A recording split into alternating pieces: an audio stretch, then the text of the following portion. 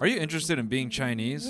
Becoming Chinese is very popular right now. It's a process called Chinesemaxxing. Being Chinese is a 5,000-year-old human practice that takes focus and dedication. In America, people are adopting several different methods to become Chinese. Someone you know is working hard every single day to be Chinese. Maybe that someone is you. As an American, being Chinese is a difficult task. We don't have a lot in common, except for the fact that we both have a huge population of Uyghurs. But still, people make it look easy. For the past few months, Americans have been aggressively waking up to do Chinese things. Sam? Yes? Give everyone at home a brief look at how everyone is being Chinese right now. No. So you've just been diagnosed Chinese, and you're wondering what to do. Hello. 我的名字叫昌哥. It has come to my attention that we're all suddenly Chinese, so make kanji with me for the first time. Like many of you, I recently found out that I'm Chinese, and this is my first home-cooked meal as a Chinese woman, so y'all are gonna dish it up with me. I know this is gonna be a feel-good meal, and yeah, follow along for my journey on becoming Chinese. If you are someone that likes hot pot, dim sum, Szechuan cuisine, biang biang noodles, do you know that there's actually a really interesting reason why? The reason is because you are Chinese. F it, guys, I love my life. It's 11 a.m. on a Tuesday morning. Guess what am I doing? Going to drink some Chinese tea because I can. Because I'm Chinese like that. Now, as the Panama Canal might say, that's a lot to take in. Let's break down this trend. In my mind, the interest in becoming Chinese started and everyone found out that China has working trains, and that was enough for everyone in America to go, I would like to be Chinese now. There's also healthcare and stuff like that, but you know, the trains, at least for me, maybe I'm projecting a little bit, the trains was enough for me. And I have always wondered, if you live in a society with bullet trains, do they delay service when someone jumps? Because I would imagine it's just gotta... I want to take a moment now to read an excerpt from Confucius. Folks, I will be on the road next week in St. Louis and Louisville. You can buy a ticket to see me do stand-up comedy at noelmillerlive.com. You know, I recently took the Amtrak train from Los Angeles to Santa Barbara. Normally, driving from Los Angeles to Santa Barbara only takes like 2 hours, but on a train, I mean, it took like 4. And I guess it's because some guy jumped and we had to drag his body all the way up the coast. Honest to God, I think you can still use all train robbery techniques from the 1900s on any modern American train. Not that I'm advocating. Speaking of robbery, I think I've actually stolen about 4 or 5 grooves off the front of my brain to learn more about the Chinese baddie routine. The Chinese baddie routine largely centers around adopting Chinese practices, which for most Americans is just boiling hot water, because that's the easiest thing you can do to become Chinese. There are 2 things I've learned after watching about 1,000 people do this trend. The first is that Americans do not follow instructions. The second thing, and this is the thing that actually bothers me about everyone participating in this trend, is they film it very cute, very wholesome, sometimes very cinematic. They make it seem like it's this healing process, and I would say that is a half-truth, because they don't include the other half. You think your American body is just going to take some warm water and boiled fruit and go, thanks, I needed that? No. Man, let me just say, I'm not a Chinese girl. I done tried this damn hot water shit. I'm shitting everything out, nigga. It's all coming out.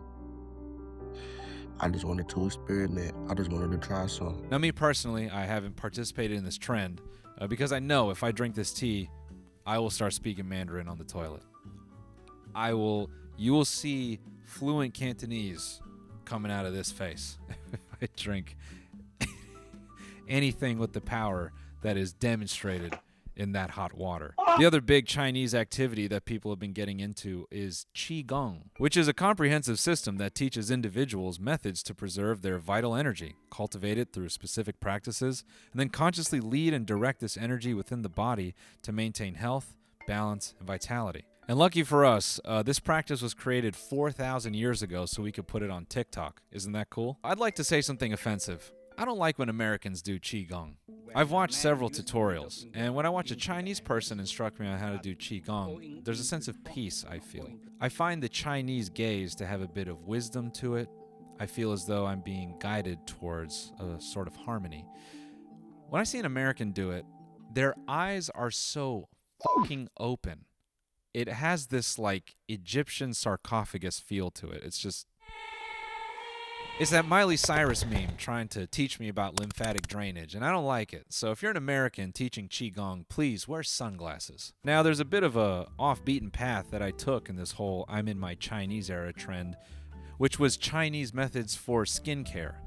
And I have to say, this part of the journey was hilarious to me because there was a moment. There's about 2 TikToks worth of time where I actually convinced myself that it was possible to get skin that clear.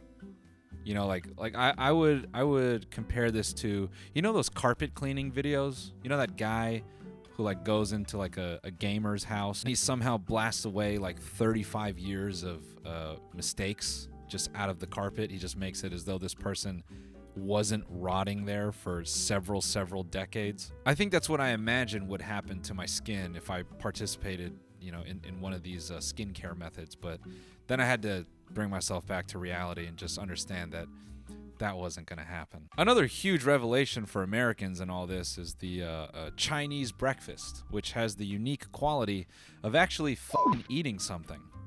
Yeah, who would have thought if you actually eat in the morning, you might be better later? Crazy, I know. But I guess in that way, we're still Chinesemaxxing because everyone takes peptides from China, and that's why we don't eat breakfast. Skinny me. That's why the United States is looking so skinny-licious these days. Now let's get down to the brass tacks. While we all want to celebrate our, spirit of Chinesemaxxing, I'm smoking cigarettes. I'm Chinesemaxxing. You want to talk Chinesemaxxing? You want to talk truly becoming Chinese? Let's talk about some real customs, real lifestyle stuff. Let's talk about Chinese superstitions. Do not gift a clock. Giving clocks sounds similar to giving someone a final farewell or goodbye. Deposit money on the 3rd or 4th day of the Chinese New Year. Avoid the number 4. It sounds like the word for death. Do not leave chopsticks standing up in your rice. Do not gift shoes. Avoid cleaning your home on the 1st day of the Lunar New Year. Avoid doors that face north. No pregnant women in the house if holes are being drilled. They must leave the house. Which is confusing, because if they leave the house, then who am I going to drill? Oh, hey, something wrong? You seem a little exhausted from all this stuff you have to remember to be Chinese. Well, you're Chinese now, so shape up. Chinese New Year is coming up, and there's a lot that you're not supposed to do then as well. Don't scold children. Don't grieve, or you will be sad all the time.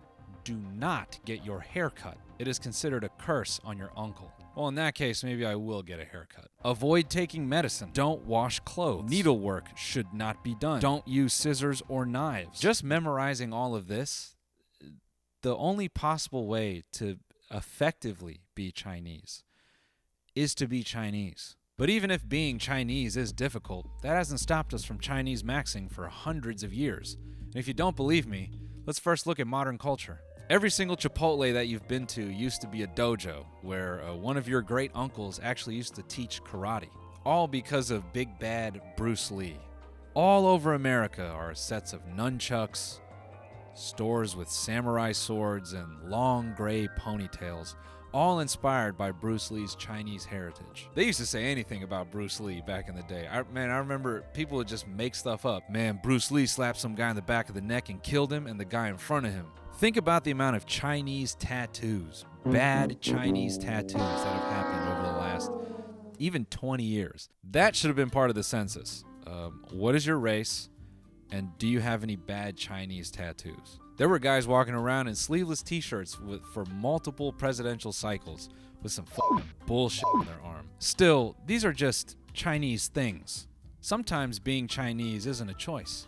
It's a condition. If you're Gen Z watching this, you'll be happy to hear that being obsessed with China can be diagnosed. It's called being a sinophile. A sinophile is defined as a person who demonstrates fondness or strong interest in China, Chinese culture, Chinese history, Chinese politics, and or Chinese people. But not in a Woody Allen type of way. More wholesome, more genuine. For example, Allen Iverson, he's a sinophile.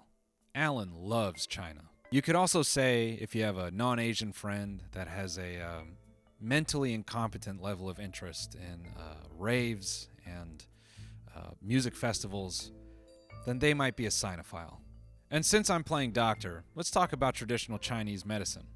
If I say traditional Chinese medicine doctor, what do you think of? Take a second. If you said a white woman in the suburbs on TikTok, you'd be correct. Now, I have to be honest, this was a discovery for me. I thought if you went to study traditional Chinese medicine, on the application form, I was positive. The first question is, are you Chinese? And your only options are yes and yes. And that is my ignorance and projection, because I know, as a person, if I walked into a traditional Chinese medicine practice and behind the counter saw an other behind the counter, I'd walk out of there. I wouldn't even give it a chance. I'd walk right out. The same way when I walk into a sushi restaurant in Los Angeles, if I don't see Latinos making that sushi, I walk right the fuck out. And while we're on the subject of TCM, I want to discuss a different type of TCM, traditional Chinesemaxxing. To do this, let's take a look at Jack Quaid. You might know Jack Quaid from a number of projects. The Boys, Novocaine, Oppenheimer.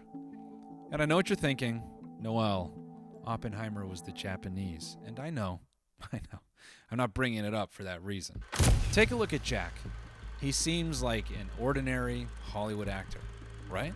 But the reality is, Jack is maxed because his mother is an OG maxer.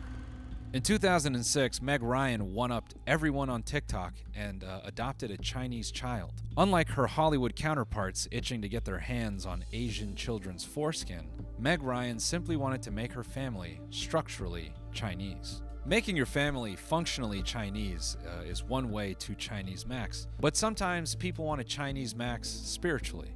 To do this, some will embrace the art of being frugal, and there's no better way to do that than practicing the martial art, Dim Mak. Dim Mak, otherwise known as the touch of death or death point striking, is any martial arts technique reputed to kill using seemingly less than lethal force targeted at specific areas of the body.